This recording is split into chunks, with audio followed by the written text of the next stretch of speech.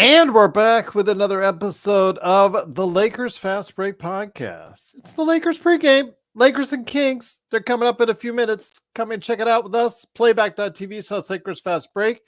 Go ahead and check it out there. Plus, also as well, go ahead and make sure you check out everything that we do, including the Lakerholics crew at Lakerholics.com. Jamie Sweet, aka Admiral Akbar, aka Yami Swoot. He has his 5 things you got to go ahead and make sure you take care of today at Lakerholics.com, along with the crazy trader himself, Laker Tom. Go ahead and check out what they're doing today at Lakerholics.com. Plus, also as well, Joe Soro, he's in the chat. Go ahead and make sure you check out what he's doing today as Ox1947 at LakersBall.com. And of course, later tonight after our post game, have a nightcap with Joe Soro at Lakers Nightcap with Joe Soro coming up tonight at 11 p.m. For everyone out there, go ahead and check it out today. Lakers Nightcap. And also as well, Lakers in 5, salute to you as well. Plus our good friends, Daniel Barry Sports Highlights. Yo! Also as well, John McCallion. And of course, good friend Empire Jeff TV, who'll be doing some good stuff himself tonight for the Lakers and Kings. And also, big shout out to John Costa, who hosted a show on this channel yesterday with Stone Hansen. Absolutely. Those guys were together. Go ahead and check out their conversation right here on this channel and support his channels. Speaking of channels, go ahead and support his Lakers Corner and Clutch Talk. Speaking of supporting great channels, please like and subscribe today to get the latest notifications on when we go live on the air. Yes, click on the little Joe right below where Jamie's pointing. Yes, it's a little Joe. It's a little picture of Joe with the bug eyes, beady eyes, like this. Yeah, really scary looking. Click on it anyways. Don't be afraid. He won't bite hard. But go ahead and make sure you check out what he's doing today at Lakers Fast Break right there. If you subscribe and follow us on Facebook as well. Big shout out to everyone all over watching us on Facebook, Philippines, all over from all of us here at the Lakers Fast Break. Well, the Lakers and the Kings, they're coming up in just a few minutes right here on playback.tv/Lakers Fast Break. And here today to break down this all-important game in which the Lakers can narrow that gap in the Western Conference just a little bit more. Good man indeed. He is, of course, Admiral Akbar, Yami Swoot, the man, the myth, the legend himself from Lakerholics.com. It is Jamie Sweet.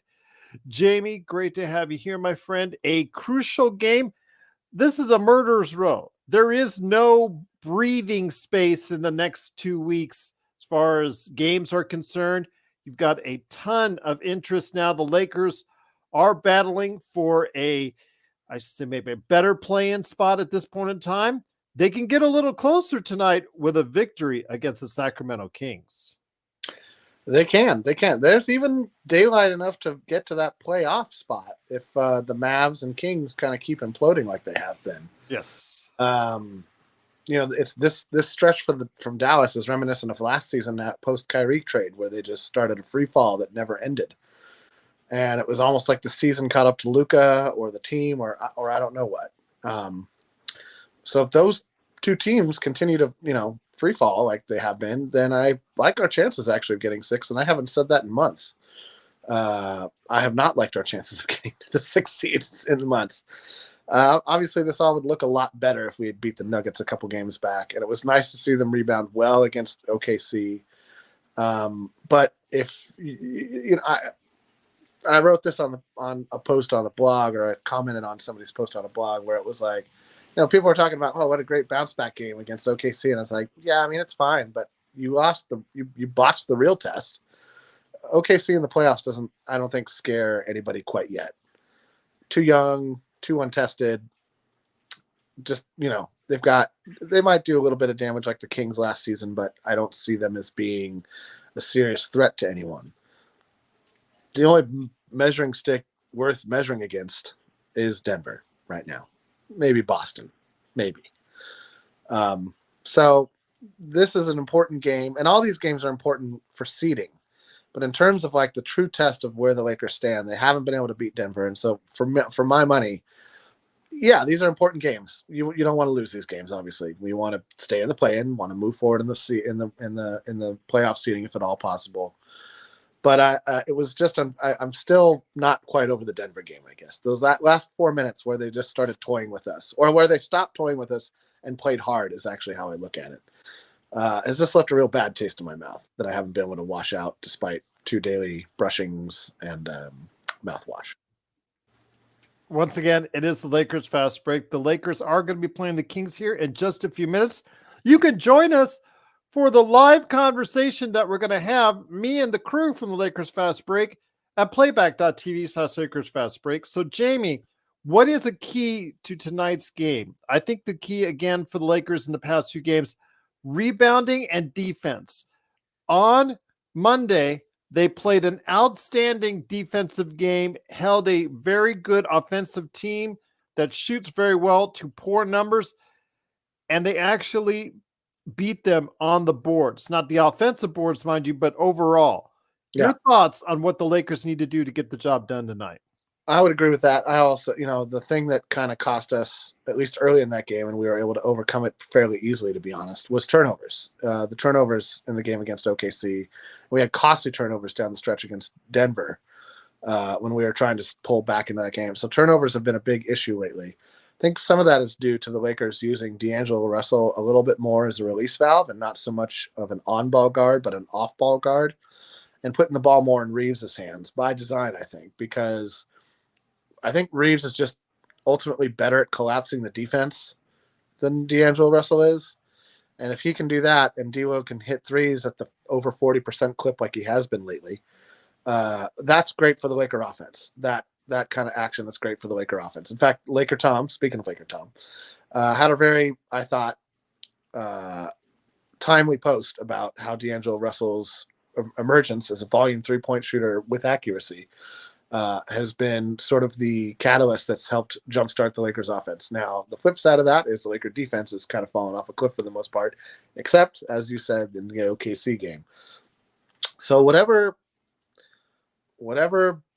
made everybody move their feet the way they did in that game against OKC, they got to bottle that up and put it on the plane and put it on the bus and put it in the hotel rooms and just have it available wherever you go for the Lakers going forward, because it's that kind of two-way effort that's going to allow you to move forward in the playoffs. And those are the only things that the Lakers ultimately care about. Like AD said the other game, we don't really care what seeding we are. It'd be great if they could avoid a play-in game or two. It would be nice, especially for LeBron and his aged body. But ultimately, I think that the way I look at it, there's two places I would like to face Denver first. If you're going to face Denver, just get it out of the way. Get it out of the way while LeBron still has some legs in his game, while you haven't gone through 2 or 3 grueling 6-7 playoff series. That's my opinion. A lot of people disagree with it. That's fine. I don't mind.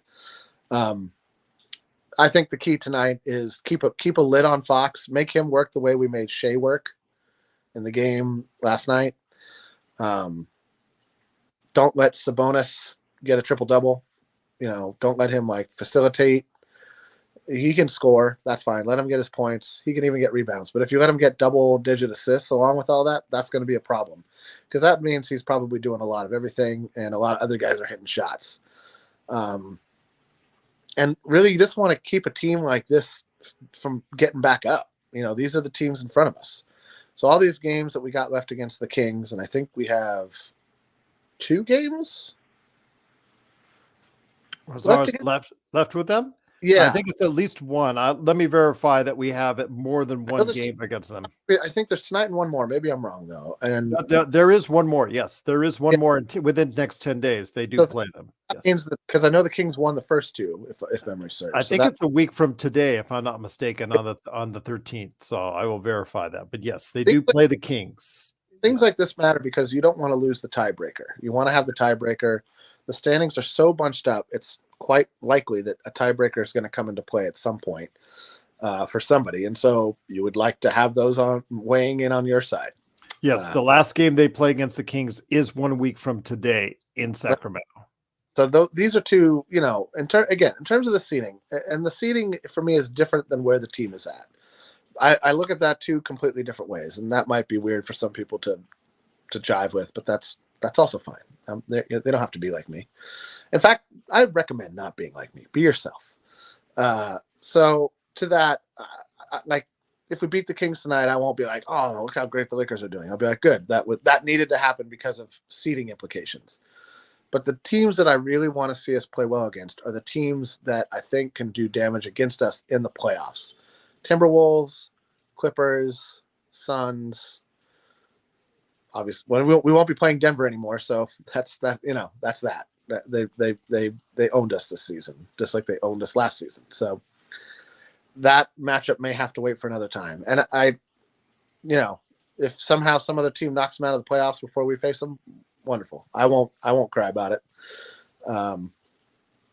But yeah, it's a problem if the Lakers, because this season's ultimately it's not, making the playoffs is not going to determine whether the season was successful or not.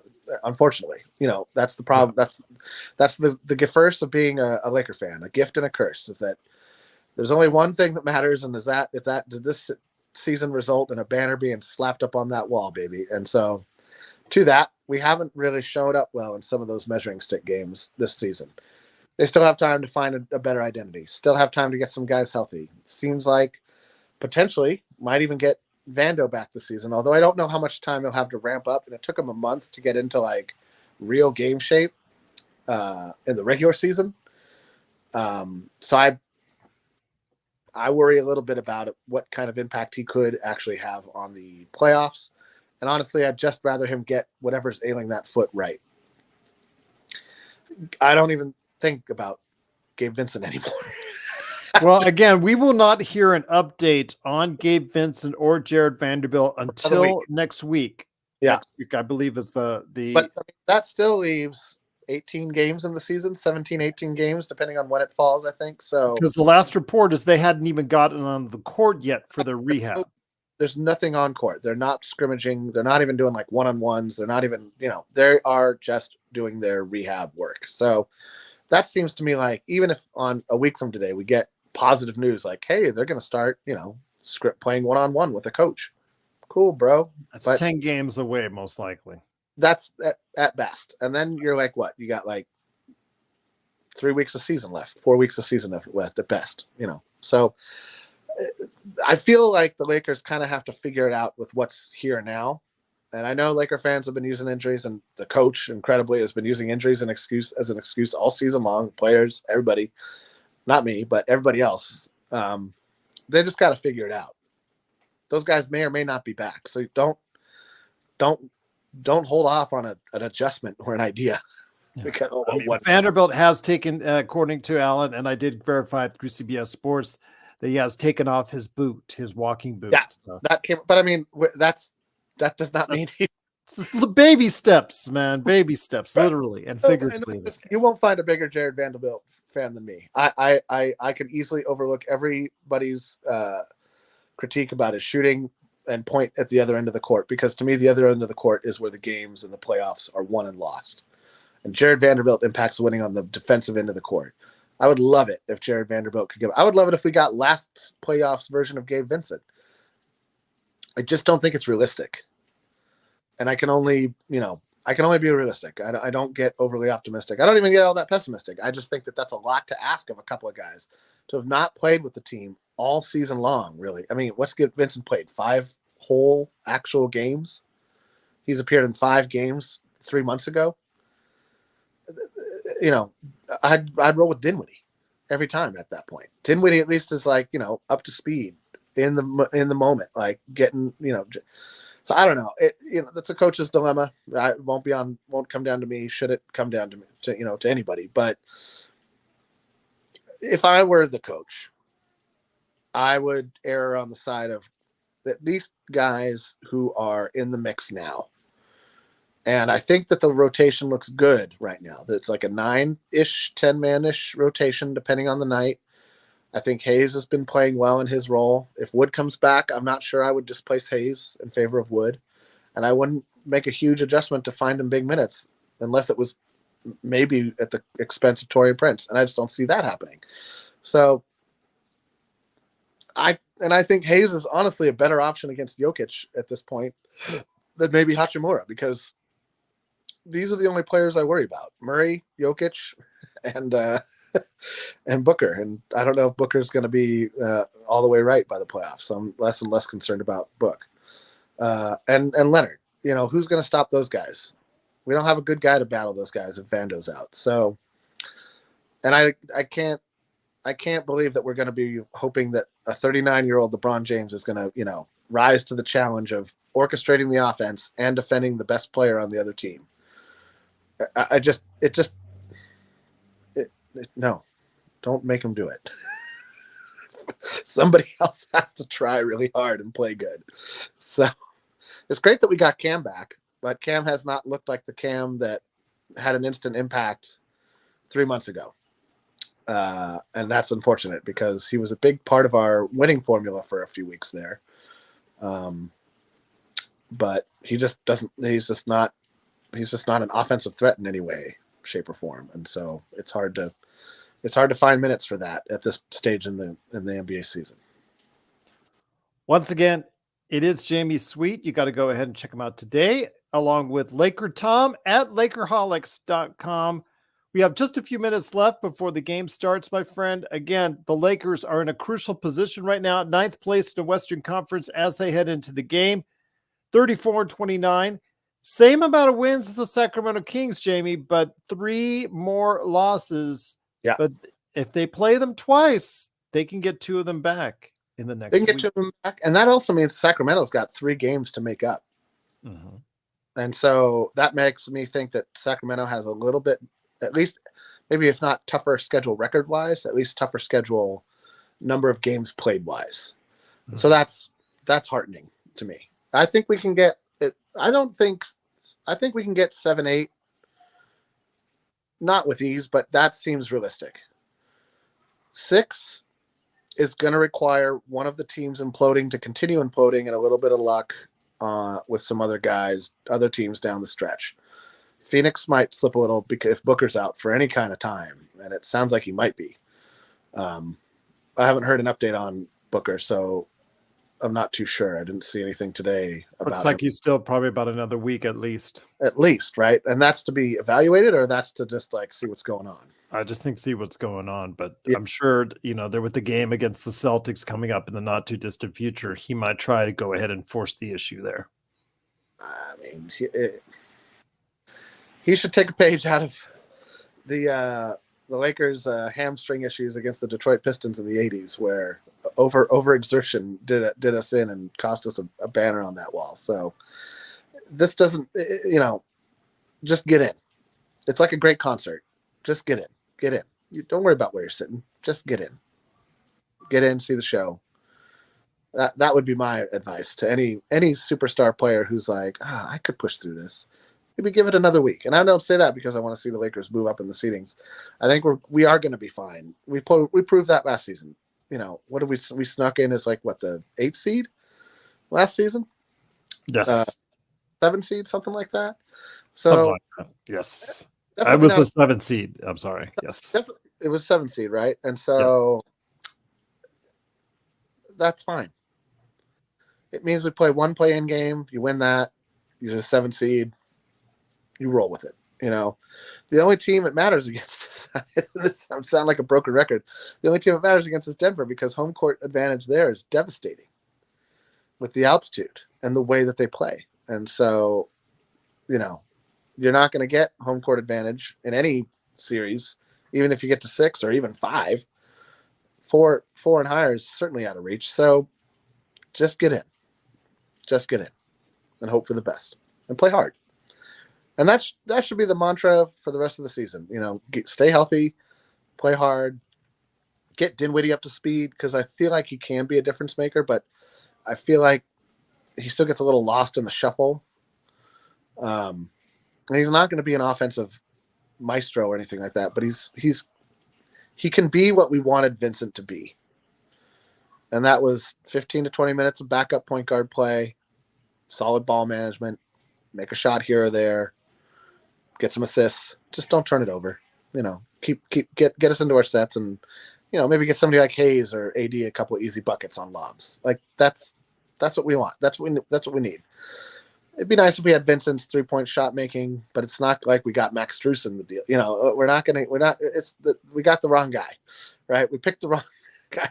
My coworker has a new rule. He says, no more guys from Miami. If they had a great playoff season, the Lakers have to stay away. The summer before, the Lakers have to say no. Kendrick Nunn, Gabe Vincent, no, all done. We're done with Miami guys. Has to end. It ends here. Once again, it is Jamie Sweet. Please check out the great work that he's doing with his 5 Things articles today at Lakerholics.com. Don't forget, Laker Tom is there as well. But big shout out time, because I know that the Lakers recently had their,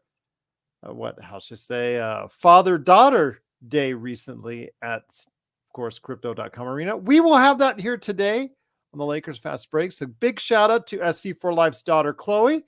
You've got a wonderful daughter there. I've got 2 wonderful daughters of my own. Joe has daughters. Man, we're just daddies, as far as it's concerned. They're daddy's girls, aren't they? I'm not going to say anything. Anything I say is just going to come out way dirtier than it should. So okay, all right, fair enough. I love my daughter. She's amazing, and daughters are the best. Absolutely, indeed. So big shout out to all the daughters out there. Again, truly appreciate you joining us again. Big shout out to Chloe for SC for Life. Want to go ahead and make sure that was taken care of for all the great daughters that are out there dealing with us Lakers fathers as we watch the Lakers and the Kings tonight. But any last thoughts? Who do you think is going to win the game? Please tell me the Lakers, my friend. I think Lakers by 5. Lakers by 5. No blowouts. No blowout. No fourth quarter, load management for the Lakers, unfortunately. Kings are just too gritty, and Mike Brown is too good of a coach, I think. But I'd like to see the Lakers win by, 5-ish, 7 points. Something that doesn't come down to a last-second shot.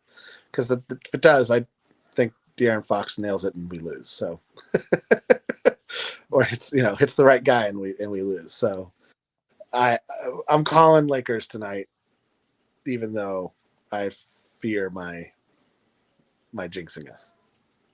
Shout out to all the girl dads out there, including you, Darren, everyone else out there. Of course, Jamie, Joe Soro, everybody out there that's a girl dad. More props to you as well. Again, the Lakers and the Kings. Who you got tonight?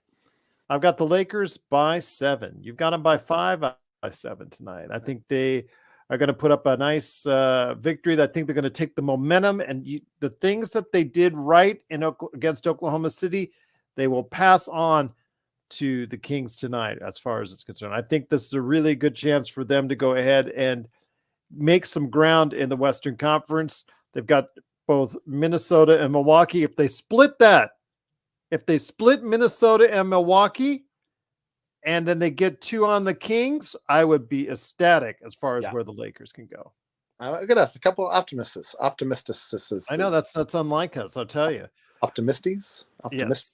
Optimisters. Yes. But I'll tell you what, Optimister, but it is the Lakers Fast Break. It is our local ne'er-do-well. It is Jamie Sweet. Go ahead and check him out today at Lakerholics.com. Big shout out to Alex on Facebook. Big shout out to everyone. What's up, Alex? That's out there on YouTube. Don't forget, after the game, we'll be back with the best post game in town. And of course, your nightcap at 11 p.m. Pacific on YouTube and Facebook. It is Joe Soro indeed. So we got to get Alex on the show. He's a basketball guy. He's smart. He's funny. He's witty. You got the ins, man. You guys got to go ahead and do it, man. Go ahead and do it. Don't let me forget. I'll remember. All right. Bad at remembering. Fair enough indeed. But is the Lakers and Kings coming up in just a few minutes? Join us. Playback.tv/Lakers Fast Break. That is playback.tv/Lakers Fast Break for our live chat during the game. We had some great time. You can check us out as you check out the game with us. And of course, the post game is coming up after that. And Lakers Nightcap with Joe Soro for Jamie Sweet, who will be back this weekend. I'm hoping him and Laker Tom for Lakerholic Spotlight. It's Gerald Glassard. Thanks again for watching, listening. We'll be back here on playback.tv/Lakers Fast Break, the post game, and Joe Soro all tonight for you from your friends at the Lakers Fast Break podcast.